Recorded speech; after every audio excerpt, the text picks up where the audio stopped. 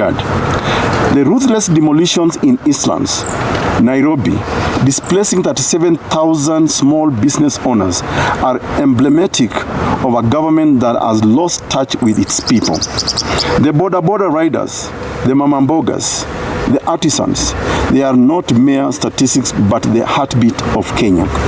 Their resilience and ingenuity deserve recognition and support, not bulldozers and eviction notices.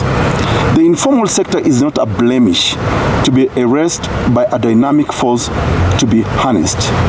Policies must be crafted with inclusivity at their core, fostering an environment where every Kenyan can pursue their livelihood with dignity and security. I now turn to the ninth point, which is agriculture, the heartbeat of our nation under siege. Agriculture remains the backbone of Kenya's economy, employing over 40% of the population and contributing 26% to our gross domestic product. Yet today, our farmers, the lifeblood of our nation, are under siege from a system that has turned its back to them. Let me just explain this by sharing the example of tea and coffee, from this prosperity to poverty. For decades, Kenyans' tea and coffee were the pride of our nation, known across the world for their quality and providing livelihoods for millions of smallholder farmers. But in recent years, these industries have been plunged into turmoil. Middlemen, exploitative cartels, and a lack of government oversight have led to the decimation of our tea and coffee sectors. A recent report by the Kenya Tea Development Agency, KTDA, revealed that despite increased global demand, tea farmers are earning 60% less than they did a decade ago. The situation is even worse for coffee farmers, who are being squeezed by global price fluctuations and domestic inefficiencies. Many smallholder farmers in Nyeri, Kericho, and Kiambu have been forced to uproot their tea bushes and coffee plants, planting maize or even abandoning farming altogether due to the meager returns on the once lucrative crops.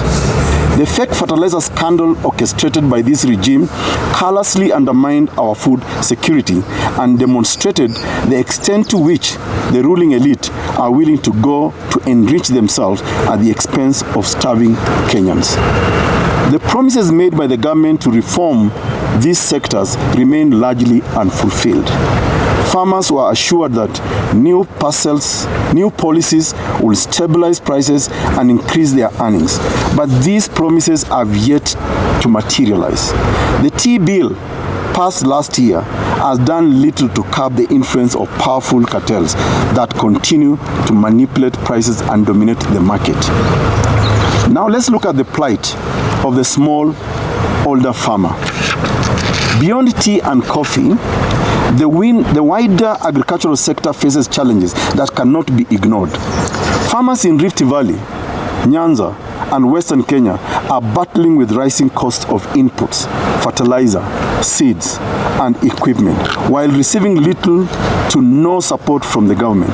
The rising cost of fertilizer, which has shot up to 40% in the past 2 years of this administration, has left many unable to afford basic supplies. As a result, food security has stagnated, leaving Kenya increasingly reliant on imports to meet its domestic needs. This is not just an agricultural crisis. It is a national security threat. As we fail to support our farmers, we place the very foundation of our nation at risk. Agriculture is not merely an industry. It is the heartbeat of our people, our history, our future. Without immediate intervention, we risk becoming a nation that cannot feed itself. I now turn to the last issue, which is on our youth. This regime continues to betray the youth who they promise to support and economic transformation. The bottom-up economic agenda has turned into a self-aggrandizement strategy for the regime, starting from Mr. Ruto himself, Instead of cushioning the youth during these harsh economic times and securing their future, the regime is a leech in every facet of our society, but most especially the youth who are our future. When the youth stand against this regime, they were killed, they were suppressed. All our youth are at risk at the hands of this regime. Funds for critical dockets such as education, health, and social economic projects are being siphoned away, mortgaging their future. In conclusion, we want to say as follows. Fellow Kenyans, the hour is late, but it is not too late. The challenges before us are formidable, but they are not insurmountable. We are the descendants of warriors, and we must fix this country. And this regime and freedom fighters of men and women who faced down imperial powers to claim our independence. The same indomitable spirit resides within us. Let us rise together, not in despair, but in hope. Let us reclaim the promise of our Constitution, holding our leaders accountable and demanding the governance we deserve. Let us stand as one people and united by our love for this land and our unwavering belief in its potential. The future of Kenya is not written. It is ours to write, to shape. We are the architects of our common destiny. Let us all, in one accord, forge a path that honors our past, confronts our present, and secures a brighter tomorrow for generations to come. May God bless you all. May God bless Kenya. Thank you very much. We thank you for your patience in listening to that People's State of Nation address. It was quite elaborate, but we invite one or two clarifications. Asha, will you take questions? We can take questions. Anyone who has a question or clarification, and we'll be sharing the statement. Yes. Kindly introduce yourself and the media house.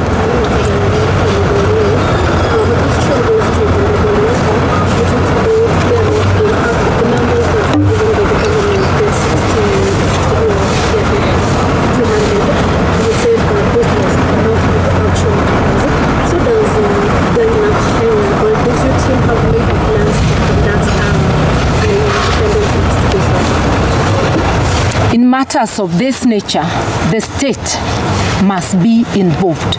They are the ones holding the numbers, and they are the ones using the taxes we raise. So this is not just a call, it's a demand that this should be done. And I want to remind us that we do not know how many more bodies may be beneath the quarry. We know that good citizens who were trying to recover the bodies were tear gassed by police and stopped from this venture. We know the state has not shown any interest. We know of falsification of records. We are calling out the regime, the Ruto regime. They must account. These are calls for accountability. Yeah. And it's the same, even in the recent school fire. We have not been given definitive numbers. And even no empathy is coming from the house on the hill. They are going on with business as usual. We do not even know whether there is enforcement to ensure safety measures in all the schools. Another question? Yes? But now not. Maybe you can comment on the issue of the withdrawal of the security from the judge. Would you like to do that?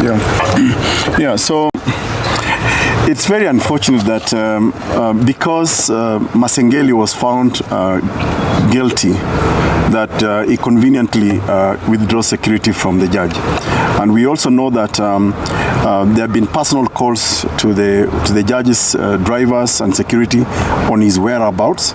So of course we suspect that the intention is probably to eliminate the judge. And it's unfortunate that judges are entitled to security by virtue of their work. So it's a cowardly act from Masengeli. But then again, you know, I'm actually not surprised that Masengeli is acting the way he's acting. Because these are people who have no respect for the rule of law. They have no respect for the constitution. You all must recall that part of the reason why the constitutional order in this country is failing is because we have somebody at the helm who never really supported this constitution. You all recall that in 2010, President William Ruto mounted a campaign against the constitution of Kenya 2010. So the fact that he disrespects, doesn't respect judicial authority, security of the judges, you know, it doesn't surprise me. In fact, I'm surprised Kenyans are surprised by the fact that this president doesn't respect the rule of law. But it is very, to be honest for you, it's very mediocre of him to actually do that. We know it's because Masengeli is supposed to be, and you know, the tragedy of this is this. You have police officers who are supposed to enforce court orders. Now, when they disobey court orders, what are we looking into? We are looking into a jungle country. Anarchy. We are looking into anarchy, because if the policemen do not respect the orders of the court, then what do you expect Kenyans to do? This is anarchy in the making, and President William Ruto should be held accountable for that. I don't even know why he appointed this fellow Masengeli. But just one point to add on to that. Remember, the Constitution makes the employer of every policeman, not the president, not anybody, but the people of Kenya through the National Police Commission. We want to ask the National Police Commission to wake up. They are in slumber. They should sanction their employee, one Masengeli. And if they are afraid of Ruto and his regime, they should go home and not take our money for work not done. Perhaps we'll take more few questions, but just to add on to that, it is also a deterrent measure to the other judges, so that in case any matter comes to court, judges develop cold feet. So for us, it's an intimidation tactic, and judiciary should stand up because it's an independent arm.